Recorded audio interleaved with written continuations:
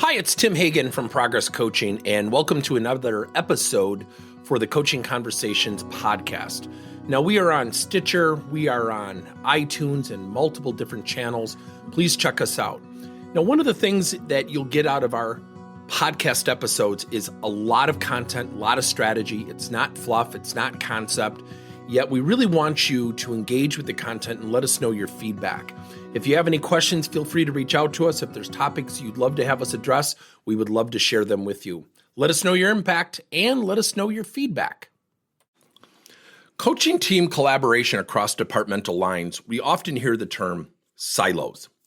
Silos, where we're siloed from each other. We tend to protect our own. We tend to have disagreements with other departments because they don't understand. And we tend to take a position of me versus we. Now, often what companies do is they tactically try to address the problem. And they say, well, we need to collaborate. We need to work together. We're all one team. Great in theory, hard in practice. So when you are coaching across teams, one of the best things that you can do is establish relationships. There's a concept that we utilize when we work with clients in this situation called rotating peer-to-peer conversations. Here's the amazing thing. You have to sit down, whether in person or virtually, preferably in person, 20 minutes, you create a schedule. You do it with 2, 3, 4, 5, 10 departments, how many you want. Create a master schedule where everybody meets somebody over maybe a 10-week period of time. And you just share.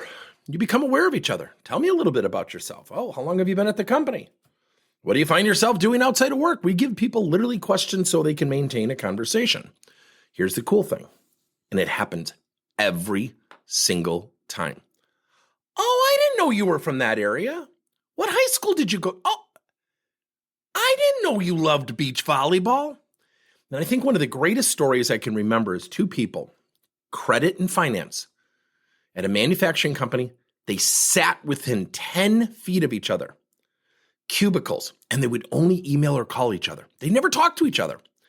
And there was a woman about 57, 58, young guy about 27, 28, really tall, really into beach volleyball.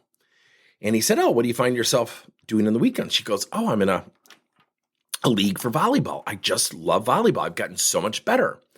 And this young guy later said, I had made so many assumptions like age, she's a woman, I'm a young guy, we have nothing in common. And then I shared with her that I loved gardening. And then she goes, I would never have assumed a young man would love gardening. He goes, I love it. It relaxes me. See, when we become aware of each other and then ultimately through awareness, we find some commonality, then guess what happens? The work becomes a little bit easier to work through together. Yet if our only relationship element is the work itself, the relationship will feel like work.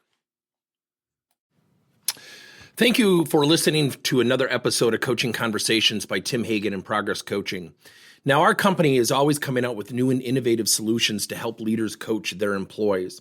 And recently, we just created a new service called Coach to You, where leaders can pick and choose topics and assign 7 to 21-day programs for employees to learn and, more importantly, apply actions and then reflect and share what they're going to do going forward as a result of the learning.